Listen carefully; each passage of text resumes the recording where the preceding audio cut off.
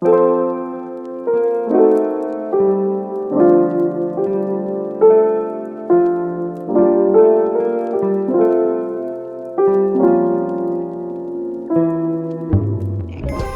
is our last show of 2024. We won't have another one next week because it's Christmas. So we're just not going to do that next week. Oh, yeah, I know. It's sad, but I didn't think anybody would want to Well, do a we show want, then. yes, we want you to spend time with your family and friends and take care of your own business and get rejuvenated for a great 2025. But, Renee, it's been a wonderful 2024.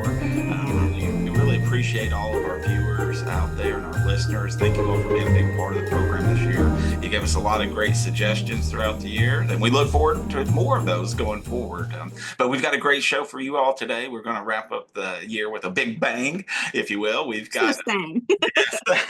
we got Tara Vaughn with us. Tara is she's in horticulture. She works in the Department of Horticulture here on campus. She's an extension associate, but she works on the commercial horticultural side of things in the nursery crops. So Tara's been on the show before. She's always great, but she's going to be talking about real Christmas trees, right? And how to kind of keep them going and the sustainability of those. So we'll look forward to having Tara on in just a few moments. And then we also have our very own Anna Weicker with us. Anna helps oversee the Kentucky Master Naturalist program here in Kentucky with Laurie and Dr. Crocker. And she's also a naturalist by training. So we're so lucky to have her. She's bringing some cool skills to the table today. She's going to be talking about some of those natural gifts that we can find and give and some of the cool things about Christmas from a naturalist perspective. So always love hearing Anna.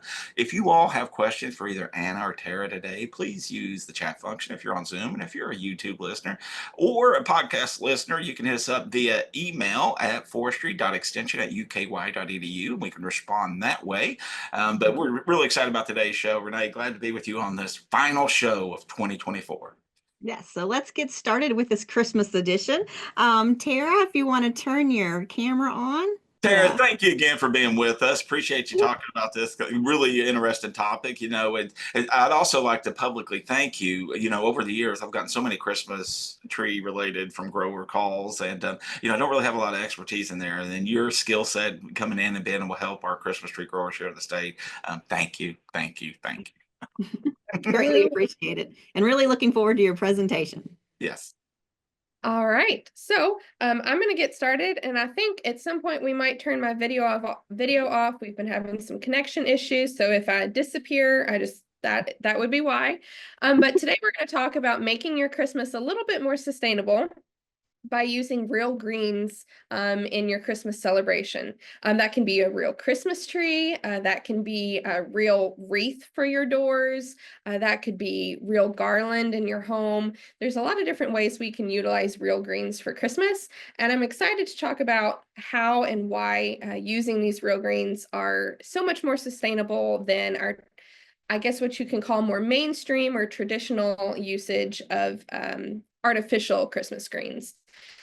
So, as Renee and Billy said, my name is Tara Vaughn. I'm the Commercial Ornamentals Extension Associate within the Department of Horticulture. I get to work with nursery crops, Christmas trees, and cut flowers on the regular. So this is what I do. If you ever need to reach out to me for any of these subject areas, you can catch my email right here. It'll also be at the end. But let's get started. So it's really probably no mystery to most people that the US produces a whole lot more waste at Christmas time. That waste comes in the form of like food waste, packaging waste, decorations waste, things of that nature. And so as sustainability becomes on the forefront of more mindsets of companies and individuals and families at the local level, it's important to think about the environmental impact that we're having and how we can lower that environmental impact and change that environmental impact for the better. And one of those ways is utilizing some of these real greens. So the great debate is an artificial tree better than using a real tree? We can make arguments, pro and con lists for both artificial trees and real trees. But when it really comes down to it, there are a lot of reasons that having a real tree in your home is actually better for the environment, better for you. Just think about serotonin boosts. And so we're going to talk a little bit about that today. So luckily for you, my opinion, as well as many others, is that using real Christmas trees is more sustainable and more environmentally friendly and good for everyone here. Kentucky has a lot of Christmas tree farms, and that number is actually on the rise. So there are many locations and farms that you can support to go get a real Christmas tree this season. Or again, when I'm saying Christmas tree, that's what we're focusing on today, but we're really also talking about real greens in general, that garland, the roping, the wreaths, and everything that's included under that umbrella. So there are a lot of farms in the state of Kentucky that are growing Christmas trees. This is a map that we recently started. It's actually Center for Crop Diversification website, and it is an interactive map. Now, this is just a screenshot of the map, so we can't interact with it here.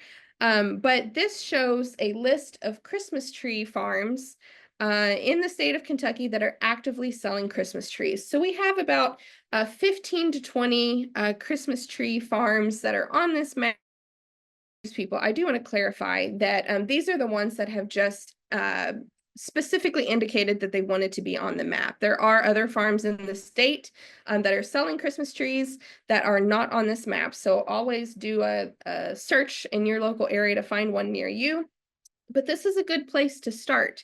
And there are actually about 3 times as many trees that have started their operations in the last 0 to 3 years. And so they're currently growing Christmas trees, and they will be ready to sell Christmas trees in hopefully another 3 to 4 years. So there's a lot more on the rise, ways that you can choose local farms and be sustainable this Christmas. But let's talk about, if my slide will advance here. Here we go. Let's talk about some of the benefits of using a real Christmas tree. So one that I feel like is very obvious is that you're supporting local farms. As I just mentioned, we have a number of farms in the state of Kentucky that are actively selling. This photo here on this slide is actually a gathering of the Kentucky Christmas Tree Association this summer at a pruning and sharing workshop. This farm is actually located right here in Lexington, and you can see the number of growers that are coming to these workshops and learning more, enhancing their skills to bring you guys a better product for Christmas. Another benefit of supporting local that's pretty obvious, but always understated, in my opinion, is that it keeps your dollars local, and that's very important. You're investing in the local businesses that are turning around and investing in their community. And for Christmas tree farmers, generally every tree that is harvested, tree farmers are planting another 1 to 3 more in its place. So that is pretty much a really solid definition of sustainability in and of itself.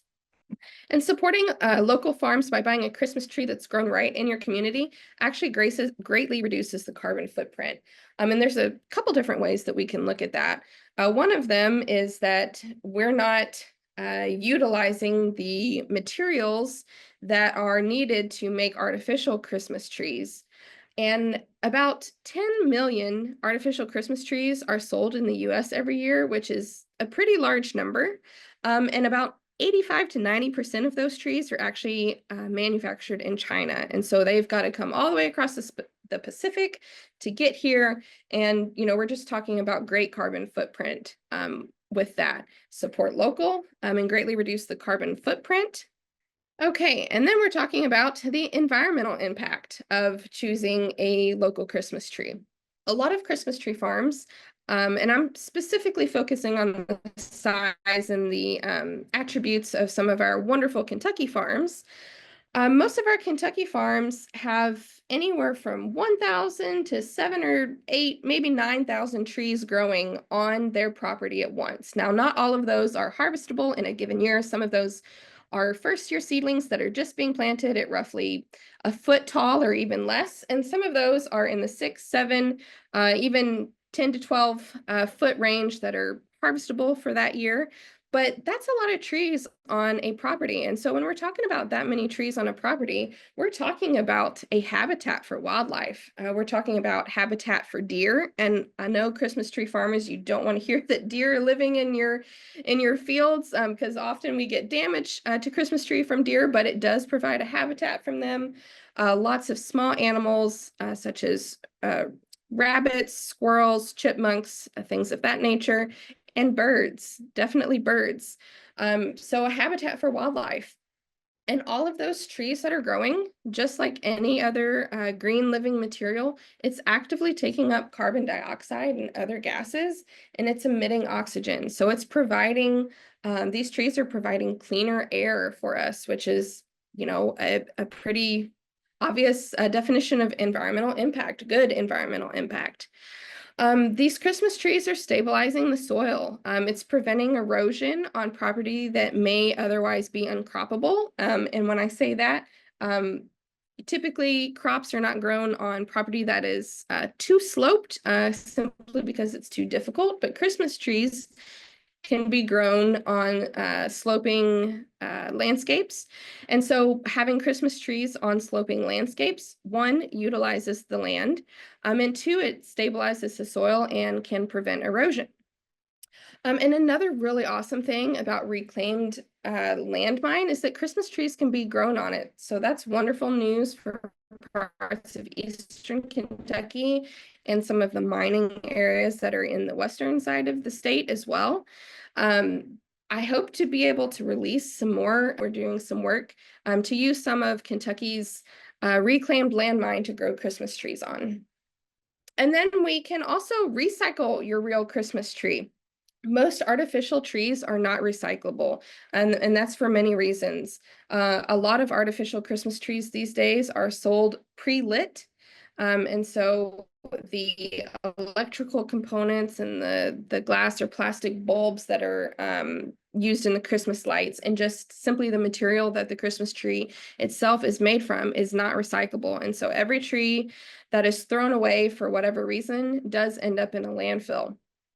But a real Christmas tree, there are many ways that you can actually recycle that tree.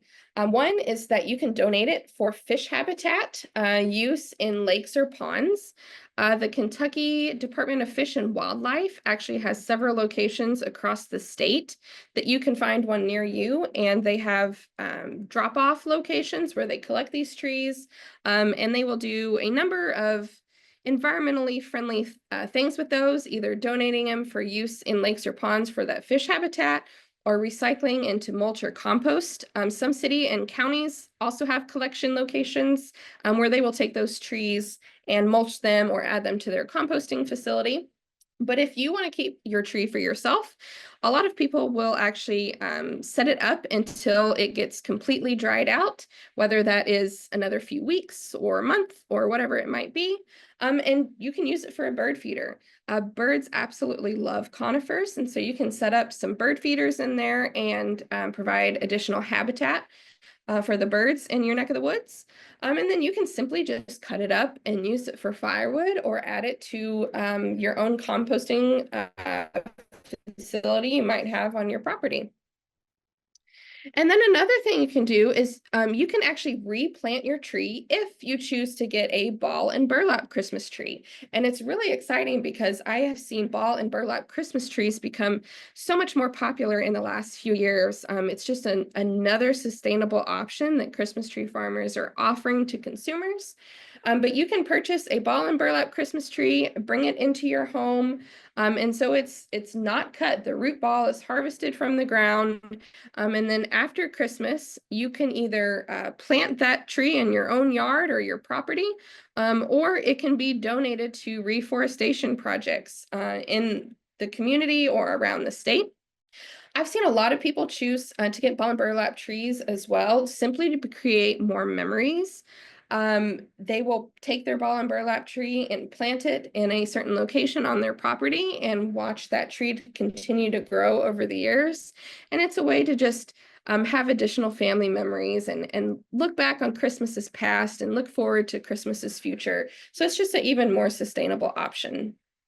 Okay, and then last one that may not necessarily have to do with sustainability exactly, but I like to think it's mental sustainability, you could say, is having a real Christmas tree just gives you a serotonin boost. A lot of adults have very fond childhood memories of going to Christmas tree farms in their area with their parents or grandparents and finding a tree, cutting it down, bringing it home, decorating it. It's a really good family building activity for people with kids. And then while you're visiting these Christmas tree farms, you can purchase some of those other sustainable and locally grown and produced items, such as that greenery, the rope and garland wreaths. A lot of them will have locally and handmade ornaments and just other goodies for you. And something I didn't put on the slide that I will also add is there is simply nothing like the smell of a fresh Christmas tree when you walk into your home every day and you've got a fresh tree in there. That is a serotonin boost in and of itself. So lots of good points to advocate for the use of a real Christmas tree in your life during the holidays. And then while we're at it, I just want to point out this little graphic that we have produced that is maybe could have been a little bit more timely, but some tips and tricks for keeping your Christmas tree fresh. You've got your tree home, and now what do you do with it to keep it looking as merry and bright as possible for the holidays? One, when you get your Christmas tree home, if you have the ability, give it a fresh cut of about half an inch to an inch before you put it in the stand with water. Once that tree is cut, the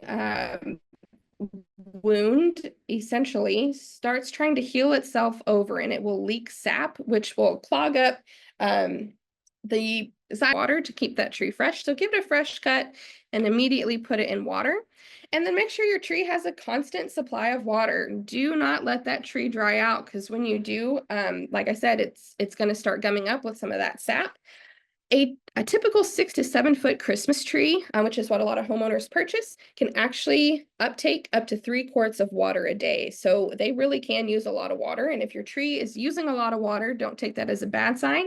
Take that as a very good sign that your tree is healthy and it is trying to uptake water and keep itself fresh.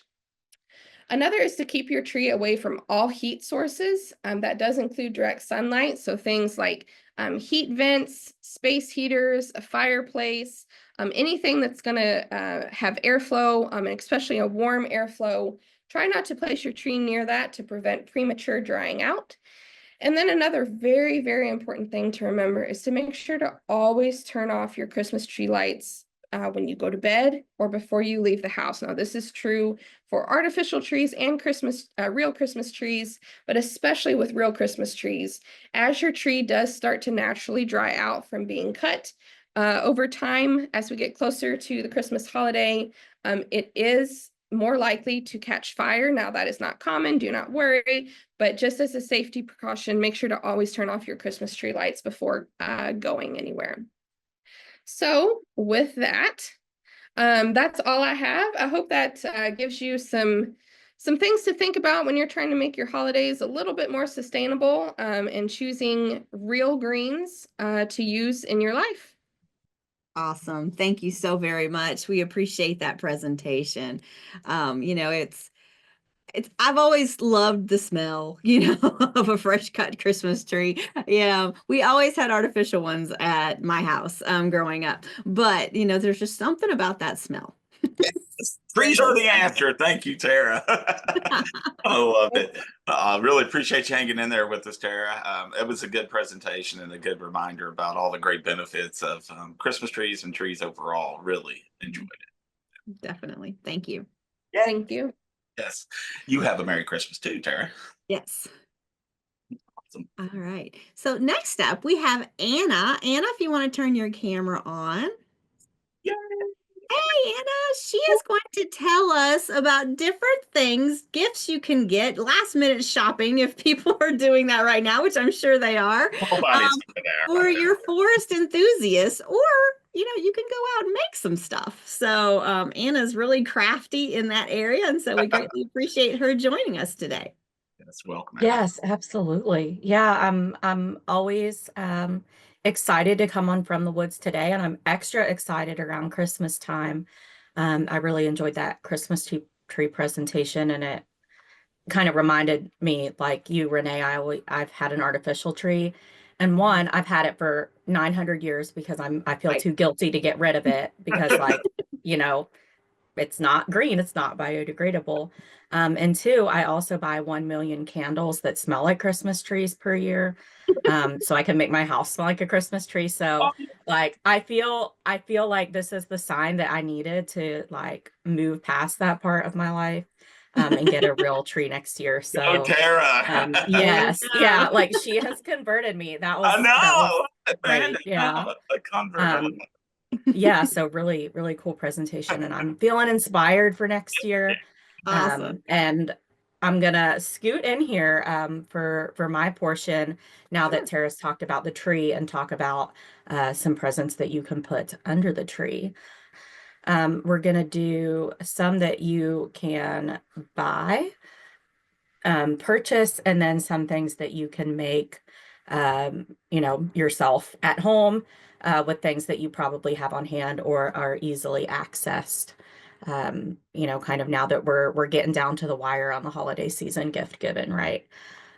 So I will go ahead and get started, and then Renee and Billy, if you don't mind to holler at me if anything goes sideways with my sound or my screen. Otherwise, let's go ahead and get this going. I know we don't have a lot of time left to get our gifts together, so let's not delay. So first of all, my name is Anna, and I'm the outreach coordinator for the Kentucky Master Naturalist Program.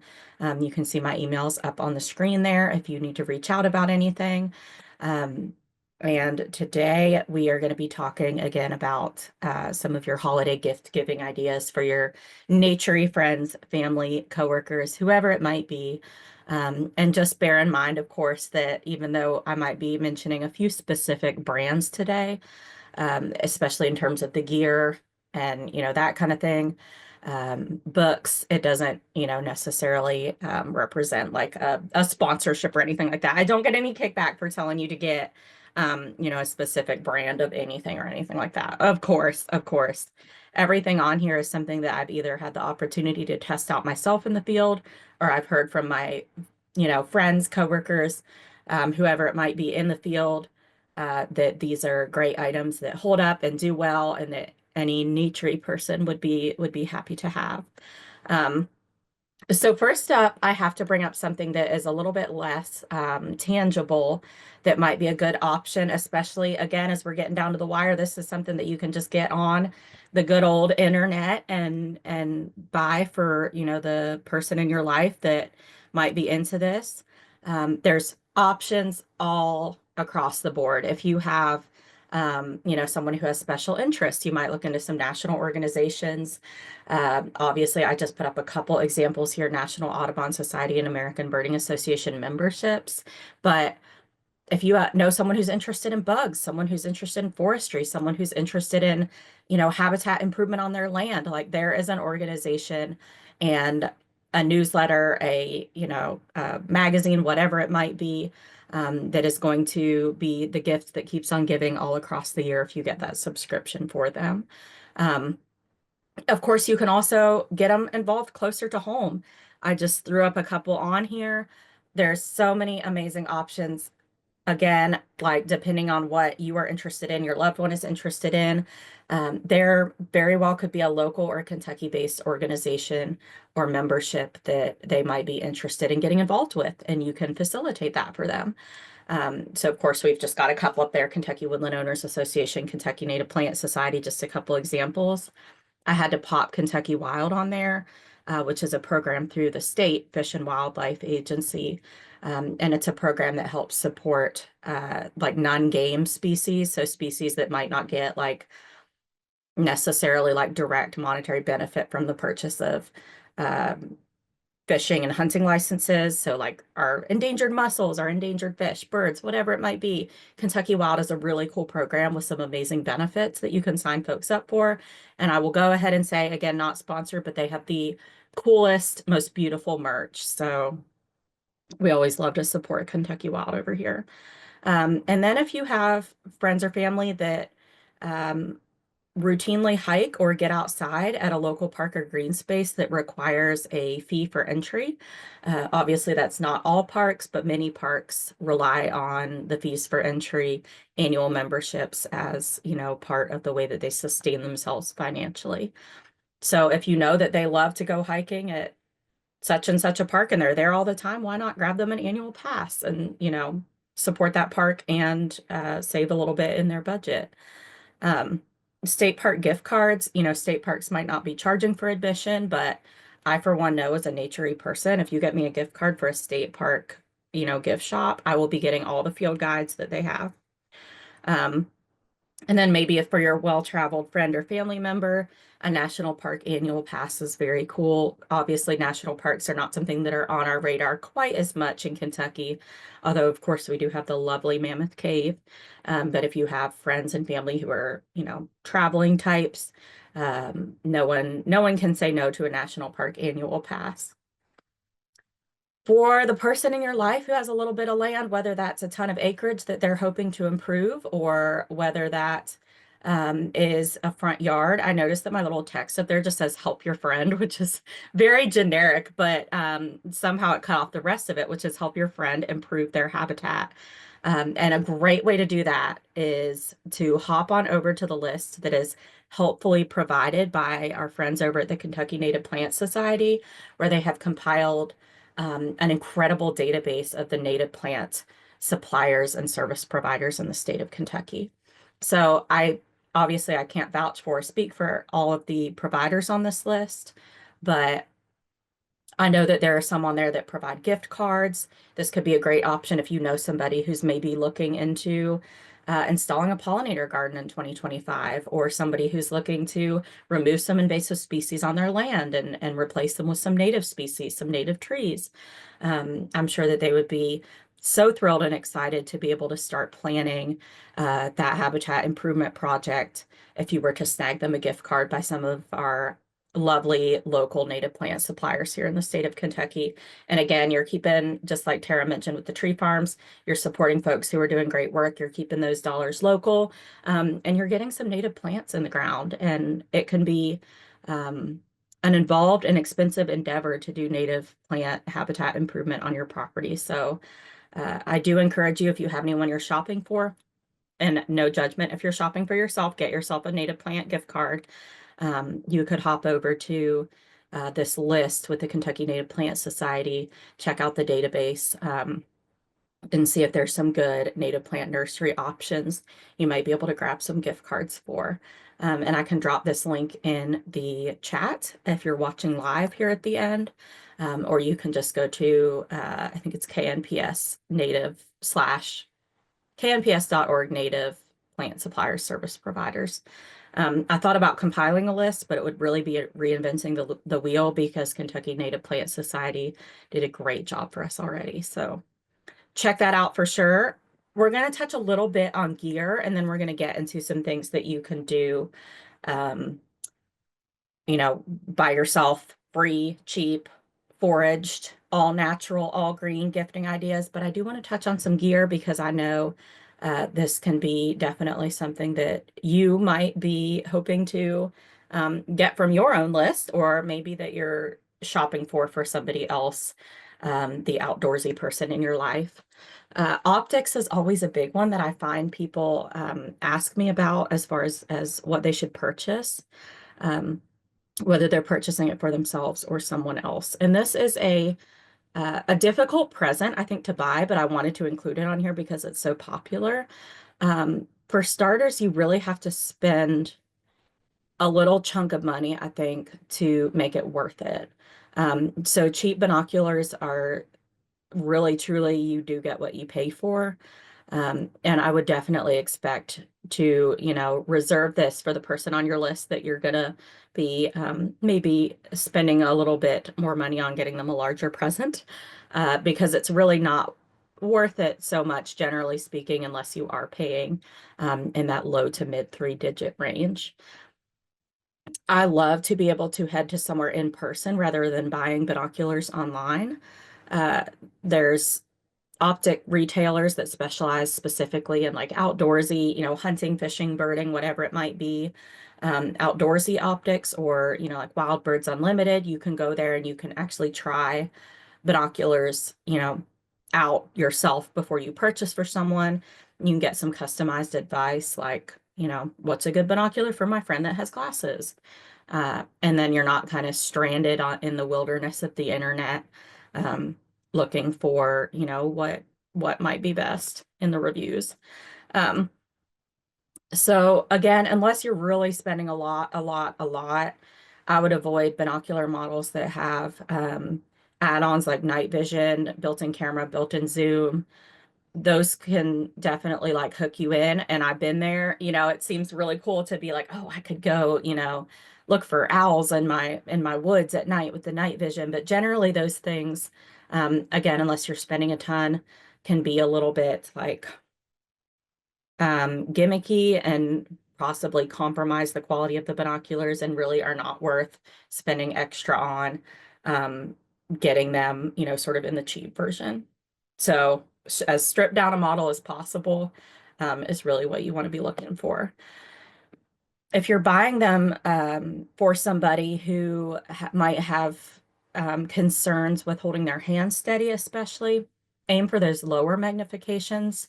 Really nobody that I can think of, and please like hop into the comments for sure if you feel differently, but I'm about to say a controversial thing here, but no one really has any business going outside of 7, 8, or 10x with binocular magnification for really most purposes that outdoors people are going to be using them for. Hunting, birding, general wildlife observation. If things are magnified, 7, 8, or 10 times closer, you're going to be seeing, really pretty well. You're going to be able to identify what you're looking at. But as you get into those higher magnifications, you might think, oh, a 12 or a 16 or, a 20 might be even better. But really what that does is it makes the view through the binoculars darker, and it makes them harder to hold still. So I would say if you have shaky hands, you're shopping for somebody that you think might have trouble holding the binoculars still, aim for that like 7 to 8 versus going up to 10, and certainly don't go over 10 because you're really just giving someone a migraine probably, or giving yourself a migraine, has been my experience. So if you're interested in shopping for a specific pair of binoculars for somebody, I'm going to go ahead and show my bias here. I think the Nikon Monarchs are one of the best ones in that range. They're, pretty cost effective, very sturdy. I've left them on the top of my car and drove away, and they hit the gravel and they're still fine. My, toddler has run away with them and taken them and hidden them, and they've survived, whatever she was doing. They're very sturdy pair of binoculars. They have a view through them that's comparable to some much more expensive ones. So whoever you're shopping for, I think those can be a great option for, your kind of general outdoorsy person. And then of course we've got the Celestron Trail Seeker Vortex Diamondback. Those are great too. I just have a personal bias for the Nikon Monarch. I'm not going to lie. Again, not sponsored, just a great binocular for that price point. And then last of all, just make sure that, if it comes with paperwork for warranties and that kind of thing, it's included when you gift it, because it's really nice to be able to register that binocular with the company, and then they can send it off for servicing if they need to. Loops and other magnifiers. So this is another like piece of gear that we're going to touch on, that if you're gear shopping for your outdoorsy person, these might be a great option. So you might be thinking, oh, magnifying glass, that's what you use to look at bugs, right? But these can also be really essential, whether you're identifying pests on your trees and your forests, whether you're trying to identify tree species, especially in the winter. Buds are really important in tree species identification. And a lot of the times you pretty much need something like a loop or a little handheld magnifier to get a closer look at the bud and identify the tree. So you can grab these from any of a number of outdoor suppliers. They're all over the place. I know Forestry Suppliers has some great options. And there's really, you can get them all the way from a couple bucks to, quite a larger chunk of change, and they will be perfectly serviceable and very useful. they're perfect for that person that you go out hiking with and they're always at the back of the group looking at something tiny that they found. Help them look at it even closer, get them a little loop, and then they can magnify the tiny mushroom that they found and hopefully identify it. And again, like I mentioned, they can be bought and be quite serviceable across a very wide range of price points. It's great to have a couple on hand to throw in your bag, or whatever you might use when you're out hiking, out in your woodlands, whatever it might be. And you can even make, look at this, a cute little starter pack. Grab one of these little booklets that are pretty readily available on the internet. Winter Tree Finder. There's some different tree finders, but the winter one is really cool because you can pair it with a loop. And then you're pretty much in business to get started with a new hobby of winter tree identification, and kind of ward off that seasonal blues that everybody gets. By the time January or February comes around, you can be out there magnifying and identifying trees by their buds instead. Books, I had to include books. If you know a naturey person, they probably are also a hoarder of naturey books of all kinds. Um, I feel like kind of in the era that we're that we're in now, a lot of the times we rely on apps rather than a physical field guide, or at least many folks do, for identifying things. It's sort of unusual maybe to see somebody going out in the field with like multiple physical book field guides, but that doesn't mean that there are not amazing books out there in the natural resources field that you should be running out to snag for your friends and family right now. Think of those niche interests that people often have when they're nature people, right? Like, do they know everything about lichens? Are they obsessed with bees? Do they want to learn more about the amphibians and reptiles of land between the lakes? There's something out there for everybody. And I found that university presses are a really great spot to find those like niche books that are a good fit for that person with the niche interest. So I'm always going to recommend Princeton University Press. They have a lot of, amazing books that they publish. And then of course, you got to check out University of Kentucky Press for your more localized book selections. So, maybe they want a field guide to birds of this region. Maybe they want a book about Mammoth Cave. Check out University of Kentucky Press for those like localized kind of little very specialized interests for your naturey Kentuckians that you're shopping for. And there's something for everybody out there. This is a very small roundup of the university presses and the bookstores that you can check out, of course. But think outside the box as far as like getting something that's not necessarily just a field guide. Although plenty of people appreciate a field guide, don't get me wrong, myself included. But just shop around and check it out because there's some really cool stuff. There's a book for everything. There's a book for everyone. And I do have to give this little honorable mention to one particular brand, Right in the Rain. If you have somebody that is not an app person and would prefer to be doing things on paper or with books, if you're not familiar with the Right in the Rain brand, they publish any of a number of paper products on weatherproof paper.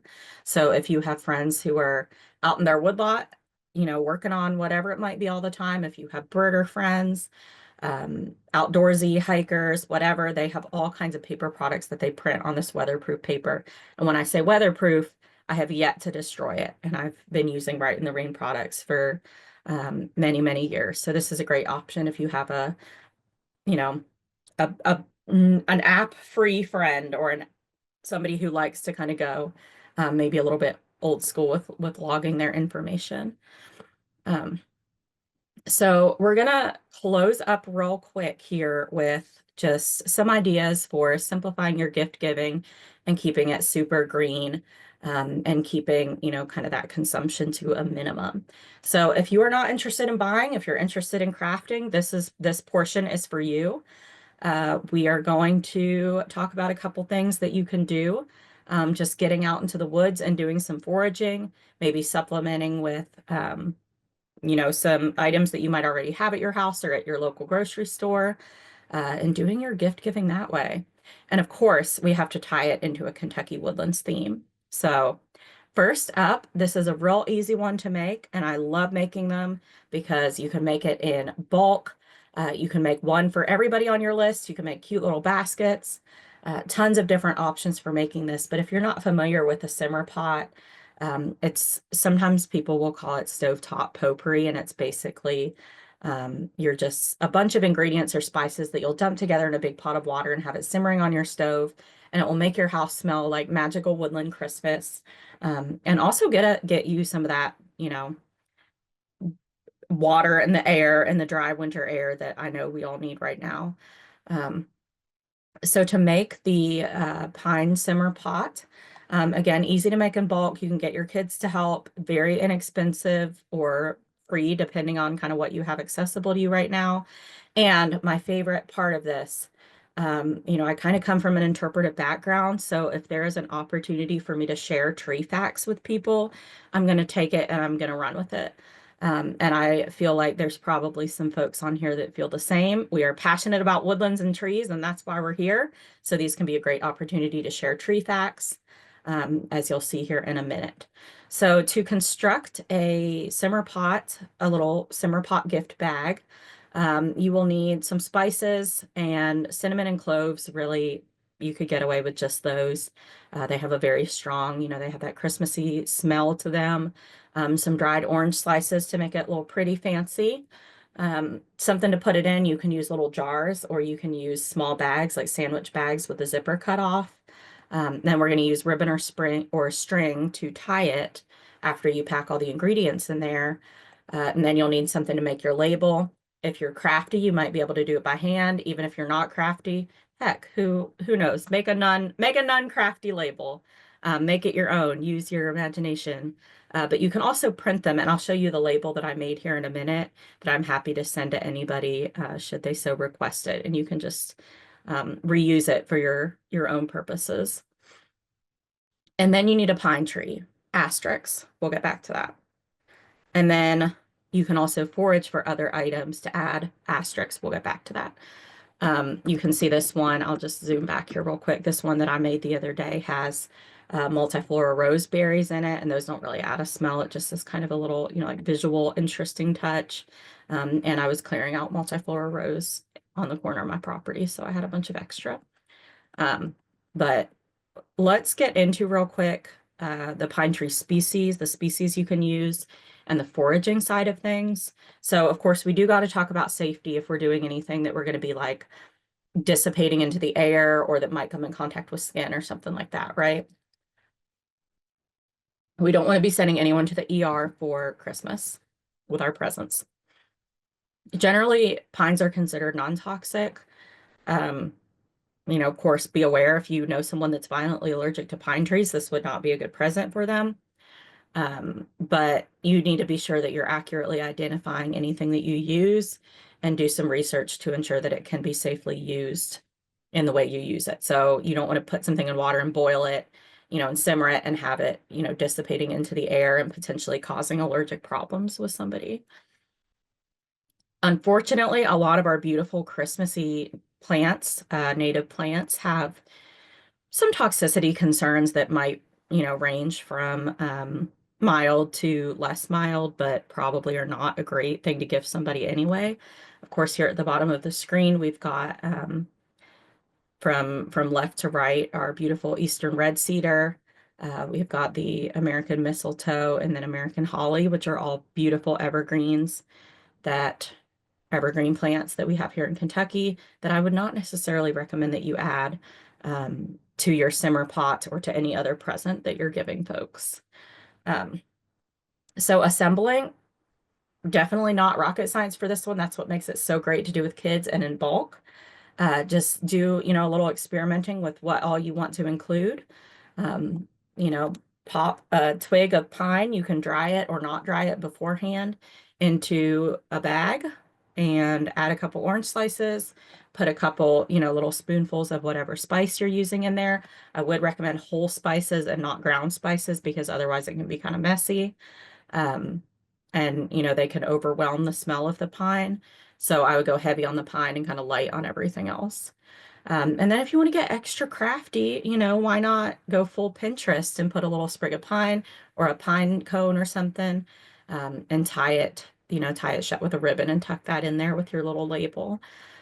Here's the label I used for mine. I like to, you know, you want to include all the information, how to use it. You don't want them to, you know, accidentally drink it or something like that. Use it for tea. So be sure to put some instructions on there.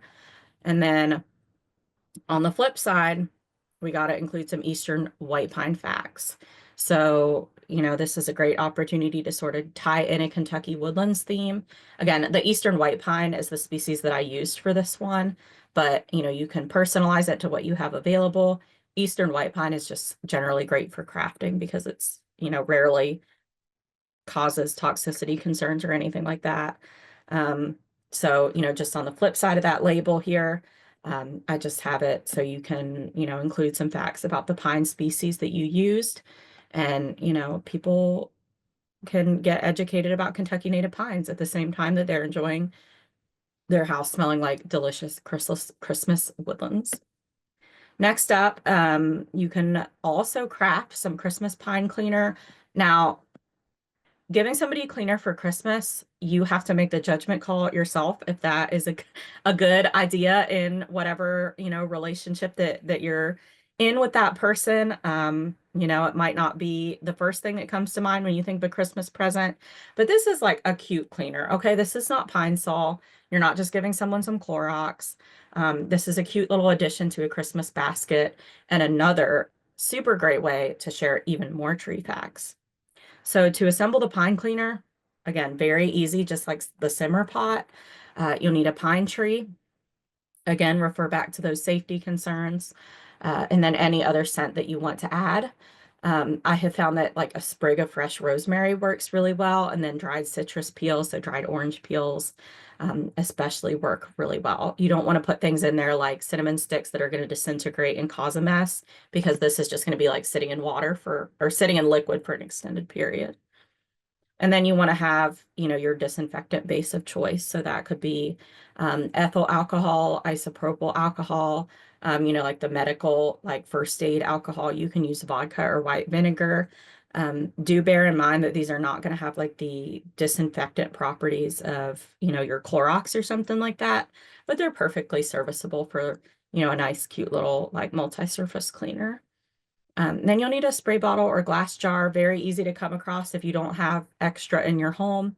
You can go buy like little spray bottles in bulk at most grocery stores or hair salon stores, that kind of thing, pretty easily if you'd like to make this in bulk. Same deal with our little label here. I did Virginia pine. I did Eastern white pine for the simmer pot, and then I did Virginia pine for the pine cleaner. So that way you can, you know, kind of cover even more of our wonderful native pine species than just one. But of course, you could use the same one if you wanted to. It's not going to make a difference with the smell. It just gives you an opportunity to share even more tree facts about a different tree. So on the flip side of this label, I did some tree facts about the Virginia pine. And then we went ahead and assembled it, which is super easy, just like the simmer pot, great, easy to do in bulk. You just want to rinse everything off so you're not like putting some bugs in their cleaners to float around in there forever. You just pack it in there. If you have trouble like making the pine branch look okay in the bottle, you can use knitting needles or a chopstick or something to kind of help you get all the ingredients in there correctly. And then just top it off with whatever disinfectant you chose. And attach the label. I would recommend sealing it nice and tight with packing tape all the way around so you don't have like drips from the cleaner spray kind of going down and, you know, messing up the label or getting it wet. So I would recommend like really sealing it on there. And then if you want, you could throw it all together, make whoever a cute little gift basket that is Kentucky woodlands themed, Kentucky native pine themed, and you know, make it all together. And this is very simple, easy to make a bunch of them at a time, and very inexpensive. And you got to share some tree facts. So it's the best of all worlds with gift giving. So having said all of that, I will go ahead and wrap it up just by saying, you know, happy gift giving, happy Christmas, happy holidays, happy New Year. I hope if you're in panicked or not panicked, last minute gift giving, that this gave you some ideas. And I hope you have a lovely, wonderful, nature-filled rest of your year and start to 2025. That was awesome. I love that. I mean, you gave me ideas that I never even thought about. I'll be honest with you. You rock. Yeah, that was good. Yes, very good. We had a lot of people that were kind of given ideas on stuff that they had done. Some got some seeds from our Woodland on a Short Course program we went to. They ordered them from there. They've got some trees where acorns, harvest those, so there's some really cool ideas. And you Check gave out us the a whole chat. bunch more too. The thing about it is that I really like about your presentation too is that some of this stuff you could probably easily pick up and it's not going to be something that everybody is going to want, and so it might be, where you can find it a whole lot easier than Yeah. something that, if it's very, very popular and but Yeah, I don't think Lichens of the popular to World them. is not like flying off the Yeah. shelves this holiday season or Right. something, you know. Exactly. But it would be awesome for the person you're giving it to, and it may be Yes. something that they're not even thinking about, so that's what I Yeah. Now, And that's what's so great about this show is that people in the chat would be wanting Lichens of the World for Christmas. exactly. You know? You know your audience, Anna. Thank Yeah. oh, that was, yeah, again, really, really good stuff. All right, I wrote down go full Pinterest. All right, so Go full Pinterest. Put a yes. pine cone on it. Yes. And also when you make your little basket, toss some pine cones in there too. I mean, Why really, not? yeah, very, very interesting idea. Yeah. I love it, man. Yeah. Yeah, no, I Yeah, absolutely for loved sure. it. So a lot of that stuff that you had, I know that you made, and I was like, that looks like something you would literally go buy, and you made Exactly. that, and it's awesome, so And those labels are totally like Canva free. Yeah. You can go, anyone who's here can get on there and make their own little labels and they'll look great. But I am happy to send you copies of the labels. Again, I can drop my email in the chat or bring it up again real quick. If anyone just wants a PDF of some of those labels or, any of the other information that we shared today, I'm happy to do that.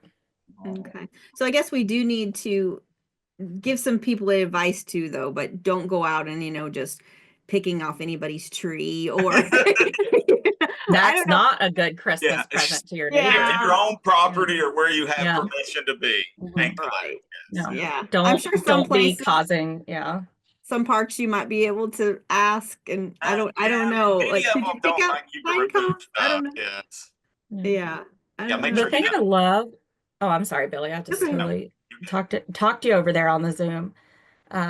The thing I love about the Eastern white pine in particular is I feel like, at least in my region, it's really common as an ornamental. So it's pretty easy to have, maybe you've already got one in your yard or like bordering your property or something like that.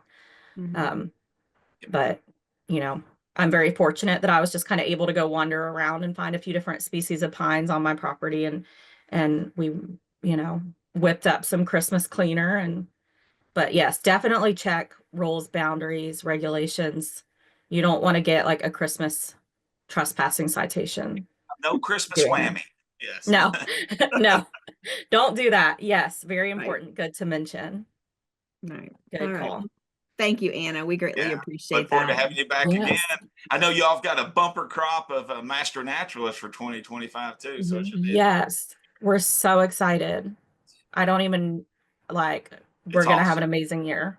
You all That's got such a awesome. great program going on. Just keep up the great work, Anna. Thank you. Yes. Definitely. Thank you all for having me. Merry Christmas. You Christmas. too. Oh, that was so good. I love it. Like I said, we wrapped up our last show with a lot of Christmassy stuff and some feel good things and things that you can do, to help the environment and, get some gifts so you're not maybe stressing. You can just go out and, hopefully, it's in your backyard and you can make this stuff yourself. Yeah. Plus, you get to check out your property a little bit while you're at it. Exactly. A win-win, right? All right. Yeah, like I said, next week we will not be here.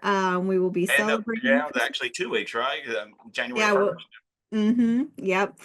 For the first of the 2025, we won't be here as well. But we will love to see you in the following year, 2025. So January 8th. Mark your calendar now, right?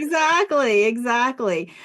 So we appreciate you joining us throughout the year. We would not do this without you, so we greatly appreciate it. And like if you just miss us so bad next week, you can go to fromthewoodstoday.com and watch any of the shows that we've had on in the past. And then there's like, I don't know how many, over 200. So you could binge watch us the whole holiday season if you wanted to. And better yet, introduce it to a friend or a family member or somebody else that could benefit from it. And they could be part of the family next year. They could be. They really could be. And give us show ideas. I've got shows booked up through March right now. So, I mean, even if it's like, oh, well, that'd be a summer show, go ahead and send it to me. It's okay. I always want those details on what you all are interested in because that's the reason why we do this. No doubt. No doubt. You guys take care. Thank you all for being part of this program and being with us throughout the year. And yeah, we'll look forward to seeing you next year. All right. Take care. See ya. Bye.